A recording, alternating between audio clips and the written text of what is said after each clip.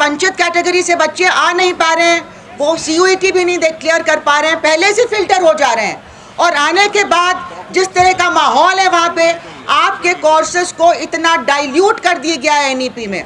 आप जो आपका कोर्स कंटेंट में मेन कोर सब्जेक्ट का 80% कंटेंट होता था, वो घटा के 50% कर दिया है। और सारा टाइम बच्चे वैल्यू एडेड कोर्सेज और स्किल डेवलपमेंट कोर्सेज, जिनके नाम से इंडियन नॉलेज सिस्टम ठूंसा जा रहा है, जिसमें सिर्फ एक ब्राह्मणिकल सांस्कृतिक टाइप का एजुकेशन कोर्सेज उनको दिए जा रहे हैं, वो बच्चों के लिए वो राहु केतु की तरह कहते हैं, हम इनसे दूर भागना चाहते हैं। साथियों, मैं आपको बता दूं कि दिल्ली यूनिवर्सिटी एक लेबोरेटरी की तरह है, JNU भी एक लेबोरेटरी की तरह है। जो हमारे साथ हमारे कोर्सेज के साथ इन्होंने किया है, पूरे देश में लागू कर रहे हैं, वो टेम्पलेट पूरे देश में लागू कर रहे हैं। बच्चे को एडमिशन मिलता है बिना जाने के कोर्स में है क्या। आप एक सेमेस्टर का कोर्स पास कर देते हैं एकेडमिक काउंसिल में और उसके बेसिस पे एडमिशन लेते हैं। अब जाके फोर्थ ईयर तो बिल्कुल ही मजाक बन गया है। वहाँ पे कहते हैं बच्चे से कि स्कोपस में पब्लिश करो। अब टीचर नहीं स्कोपस में पब्लिश कर पा रहा है तो बच्चे कहाँ से पब्लिश करेंगे। और सीनियर टीचर्स के ऊपर ये दबाव है कि आपको उनको रिसर्च करवाना है, और अगर उनका पब्लिकेशन नहीं हुआ तो आपकी जिम्मेदारी है, और आपके वर्कलोड में नहीं गिना जाएगा 14-16 में। ये ओवर एंड अबव आपको कराना पड़ रहा है। तो हमारे साथी जो हैं, जो अभी यूनिवर्सिटीज़ में हैं, परेशान है, कहते हैं हम किसी तरह से छोड़ना चाहते हैं। कोई प्लेजर, कोई सेटिस्फैक्शन नहीं रहा पढ़ाने में, और ऊपर से सारा टाइम ब्यूरोक्रेटिक कंट्रोल रहता है। आपका जो डिसेंट है, डेमोक्रेटिक स्पेसेस हैं, पूरी तरह से ख़त्म किए जा रहे हैं। कोर्स बनाने के टाइम कुछ लठमार लोग खड़े हो जाते हैं कि हम सिलेबस में कास्ट वर्ड नहीं यूज़ होने देंगे, हम जेंडर वर्ड नहीं यूज़ होने देंगे, हम ये तय करेंगे कि ये नहीं होगा, ये रखा जाएगा, ये नहीं रखा जाएगा। मुगल पीरियड को हटा दो।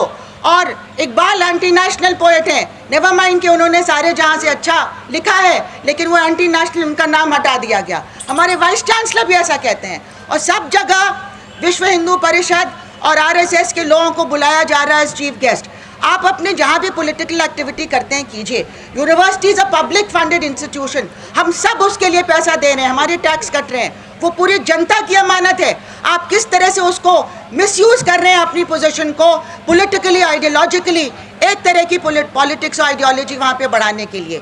गीता का पाठ चल रहा है, महाभारत का पाठ चल रहा है, कोई चीज़ क्रिटिकली एग्जामिन नहीं की जा रही है। तो पूरा कम्युनलाइजेशन चल रहा है हमारी यूनिवर्सिटीज़ में, और कोई बोलने के लिए तैयार नहीं है। हमारे हेड्स ऑफ डिपार्टमेंट, हमारे डीन्स सब डर के चुप रहते हैं। डरने की इतनी कोई ज़रूरत है भी नहीं, फिर भी लोगों ने अपने आप अपनी ज़बान पे ताला लगा लिया है और लेट डाउन कर रहे हैं अपने स्टूडेंट्स को, आने वाली पीढ़ी को, जिस पीढ़ी को आपसे पूछेगी कि जब आप ये सब हो रहा था तो आप क्या कर रहे थे।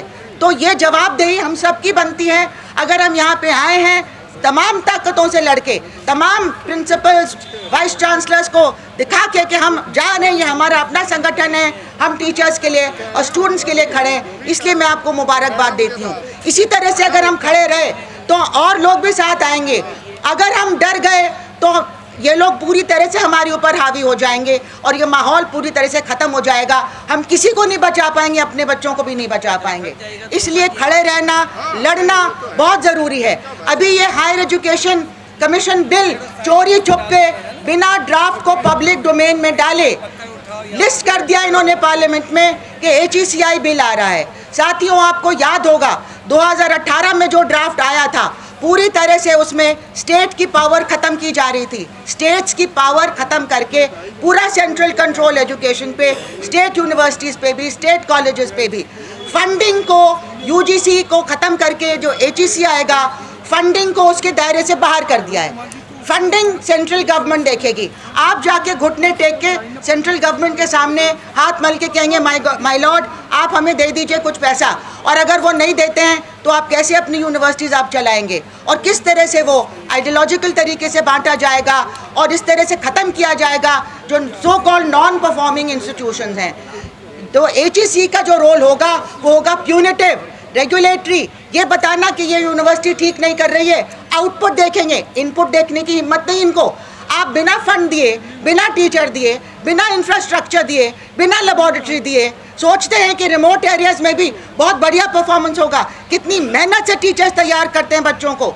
आप उनकी मेहनत को नहीं देख रहे हैं। और अगर उनका ये लेवल ऑफ परफॉर्मेंस होता है तो वो एक कोई पैम्पर्ड इंस्टीट्यूशन से कहीं ज़्यादा माना जाना चाहिए, लेकिन आप वो नहीं देखेंगे। आप कहेंगे of with his head, of with its head, ख़त्म कर दो उसकी फंडिंग और ख़त्म कर दो। तो ये हमारे देश को इसकी ज़रूरत है क्या?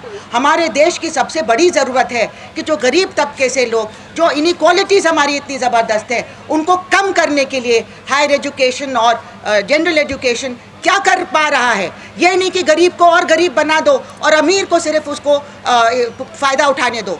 तो इस तरह से हमारे संविधान की वैल्यूज़ को ख़त्म करके, हमारी एजुकेशन की वैल्यूज़ को ख़त्म करके ये कहते हैं कि हम वैल्यू एजुकेशन सिखाएंगे, आर्ट ऑफ बीइंग हैप्पी सिखाएंगे। सब सख्त नाखुश हैं, सख्त अनहैप्पी हैं, लेकिन वो टीचर कह रहा है how to be happy to students and teachers are both extremely unhappy. तो ये हमारे देश में चल रहा है साथियों। अगर आज हम खड़े नहीं हुए तो जिस तरह से हिटलर की जर्मनी में वो देश कभी बहुत सालों तक अपना सर ऊंचा नहीं कर पाया, और कोई बाहर से, कोई सेकेंड वर्ल्ड वॉर की तरह बाहर से हमको बचाने के लिए नहीं आने वाला है। पूरी दुनिया में तबाही चल रही है। तो इसलिए हमें खुद अपने पैरों पे खड़ा होके अपनी लड़ाई खुद लड़के, और तमाम जितने संगठन और तबके लड़ रहे हैं, चाहे वो महिलाएं हों, चाहे वो किसान हो, चाहे वो ट्रेड यूनियन हो, सबके साथ मिलके, क्योंकि सबको शिक्षा में गहरा इंटरेस्ट है, क्योंकि सबके बच्चे पढ़ना चाहते हैं। सब चाहते हैं कि उनके बच्चों को अच्छी पढ़ाई मिले और वो आगे लाइफ में बढ़ें, और समाज में हम लोग किसी तरह से गैर बराबरी ख़त्म करके एक बेहतर समाज बनाएं।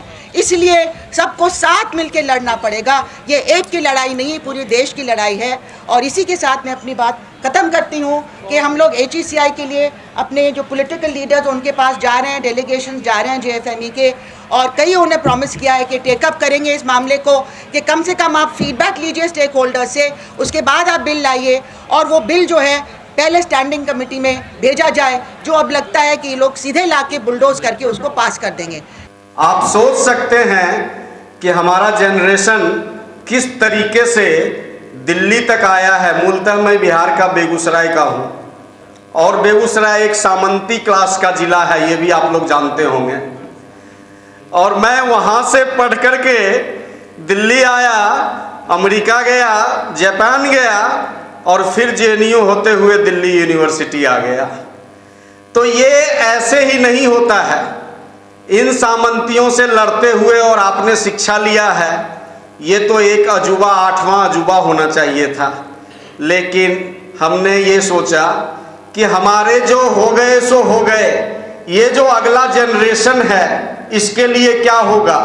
ये बातें प्रोफेसर साहब ने अभी अभी आपको कह करके गए हैं कि आपके रिजर्वेशन खत्म हो चुके हैं यूनिवर्सिटीज में। वो EWS लैटरल एंट्री, ये सीधा सीधा अटैक कर रहा है OBC के रिजर्वेशन पे। EWS के लिए कुछ भी ये कर दे रहे हैं जो कि एक अनकॉन्स्टिट्यूशनल एक्टिविटीज है। There can never be a reservation on the basis of economy. Social reservation होता है, इकोनॉमी बेसिस कोई रिजर्वेशन ही नहीं होता है। जस्टिस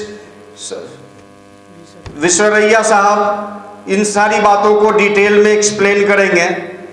ये सारे चीज अनकॉन्स्टिट्यूशनल एक्टिविटीज इसी गवर्नमेंट में क्यों हुई है, बहुत बड़ा रीजन है। और ये सिर्फ एक डिस्कोर्स का विषय नहीं है, एक विश्लेषण का या एक वक्तव्य देने का विश्लेषण बात नहीं है। ये बात बहुत गंभीर है। हरीश मंडल साहब ने कहा कि वहां त्रिभुज बनाया गया है। वो त्रिभुज मनुवादी जो पीछे से चलता आ रहा है और वो आज भी चल रहा है, और आगे कितना भयावह होगा वो मैं जब सोचता हूं तो मुझे लगता है कि मैं तो अंबेडकर, फुले पेरियार के साथ पढ़ लिया, उनके नाम को सोचते सोचते पढ़ लिया। अगला जनरेशन क्या पढ़ेगा अगर मैं उसके जैसा एक भी नहीं बनाया तो।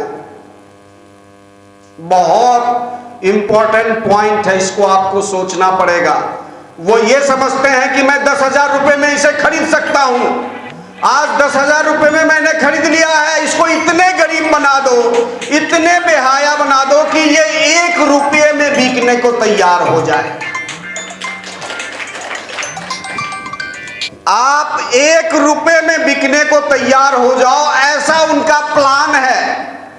और उनका दूसरा कोई प्लान नहीं है। आप किसी भी गवर्नमेंट कॉलेजेस में जाकर के देखो, आपको कुछ नहीं मिलेगा वहां पे।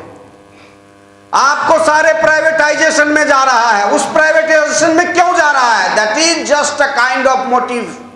वो मोटिव ये है कि ऐसा बना दो कि जो ये 1947 से पहले भी वैसे नहीं थे, उस लेवल पे लेकर के जाओ कि ये मजबूर हो जाए कि ये आपके आगे पीछे करते रहे। और हमारे समाज करना शुरू कर भी दिया है।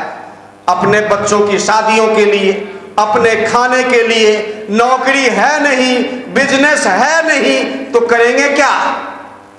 मजबूर होकर के आप उसके दरवाजे पर जाओगे। बहुत ही इंपॉर्टेंट पॉइंट है और इसको डिस्कस करो। It is not for the Delhi और बिहार और UP anywhere, it is whole around the country of this.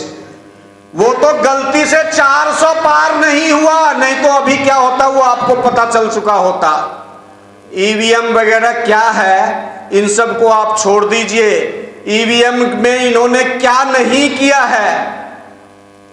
अगर आप चाहते हो देखना तो ये देख लो, मैं एक जीता जागता कैंडिडेट हूं। मैंने दिल्ली में इलेक्शन भी लड़ा हूं। सारे वोट्स ट्रांसफर होते हैं, वो जहां मर्जी हो वहां। सर ने सही बोला, छोटे लोगों की तो काउंटिंग भी नहीं होती है कि कितने वोट्स उसे आए हैं। तो ईवीएम का जो मैनिपुलेशन है टेक्नोलॉजिकली, वो क्या हो रहा है, वो धीरे धीरे, और आपको पकड़ने भी नहीं देंगे, वो धीरे धीरे करते हैं इस चीज को।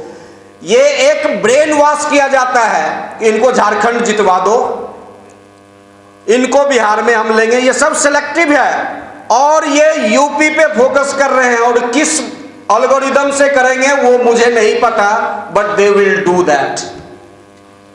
सो बी केयरफुल। आपको अपने लिए नहीं तो अपने बच्चों के लिए तो जरूर लड़ना पड़ेगा भाई साहब। इस चीज को सोच करके आगे चलना। और पैसे समाज में क्या लेवल है, उस लेवल को देखते हुए आपको चलना पड़ेगा। 10,000 रुपए वाली बात हमेशा याद रखना।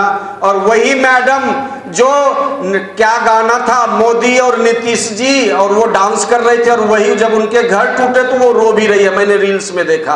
तो इस टाइप से वो सबके साथ होगा। और ये ऑलरेडी लिखा जा चुका है। ये हमारे और आपके आरएसएस भी चाह करके इसको चेंज नहीं कर सकती है कि आपके साथ अन्याय नहीं होगा। वो 50 साल पहले प्लान बनाते हैं, मैं आपको दावे के साथ कह रहा हूं। और वही होगा जो कब क्या हुआ और अगला क्या स्टेप होगा, वो एक पढ़ा लिखा आदमी ही समझ सकता है कि उसका अगला स्टेप क्या है। रोड पे जाओ, रोड पे बैठो, जो जहां है, तमिलनाडु में है तो वही रोड पे रहो, बिहार में है तो वही रोड पे खड़े हो जाओ, दिल्ली में हो तो वही रोड जाम करो, तब जाकर के बातें आपकी बनेगी। नहीं तो आप भी कहीं जाओगे, आपके बच्चे भी कहीं जाएंगे, आपको पता नहीं चलेगा कि आप कहां हो।